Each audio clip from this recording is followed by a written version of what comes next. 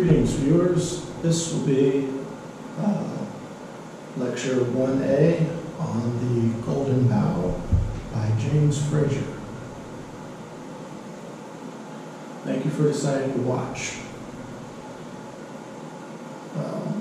I first came into contact with the work Golden Bough by James Frazer through stories that my dad told me about his dad, who read the entire 12-volume expanded edition.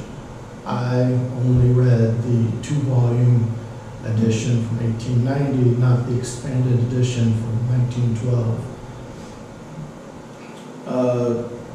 Moving on into graduate school, I learned that in the scholarship of comparative religions and anthropology, criticism of James Frazer went without saying. He is considered old hat and generally backward compared to the work of Michel Foucault. And I'm here to, among other things, delve into why James Frazer was considered racist and review some of his theories in light of the Ugaritic texts, which were not available to him at the time, which account for some of his mistakes. And to show that even though my grandfather used this text to prove the ways that religion gains power through manipulation because he was an atheist, that there are alternate views and points of reference that can be found in addition to that type of analysis. Frazer is known, as you may see very early on in the text, that each point of his analysis is defended by well beyond the rational number of examples.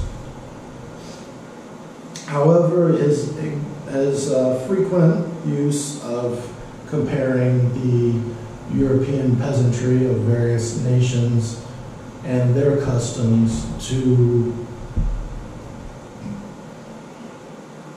the religious customs of the classical world is not entirely appropriate by modern standards, because this is using the noble savage typology and applying it to people of an inferior social class.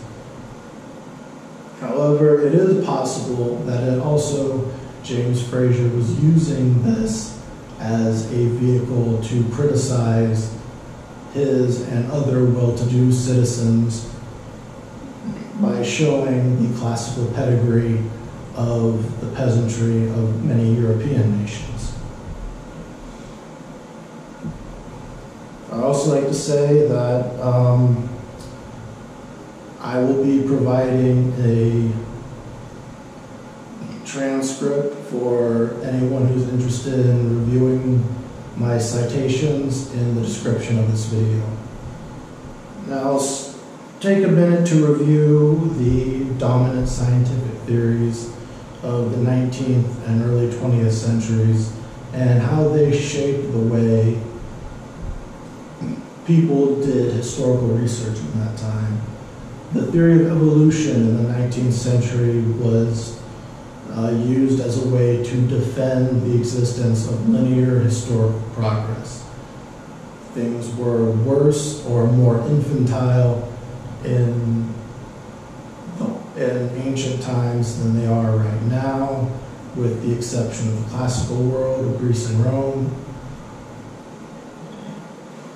And there has been linear progress from then up until now to account for why things have changed, or there have not been linear progress in order to explain why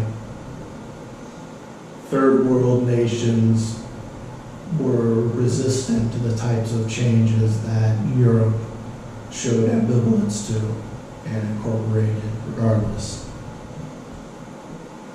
In the 20th century, this idea of a linear progress according to the discovery of natural laws was quantum physics. Quantum physics began being used in the early 20th century by people Niels Bohr, Werner Heisenberg, etc., to add the notion of probability to events normally given a fixed linear interpretation in terms of progress. Now events could show progress in multiple directions. Frazer's work, as I said, originally a 2-volume set in 1890 and then revised, I believe, in 1912 as a 12-volume set, stands right on the precipice between these two scientific theories, and so he is reluctant to make use of the newer quantum physics method of interpreting history and stays very much locked in the older method.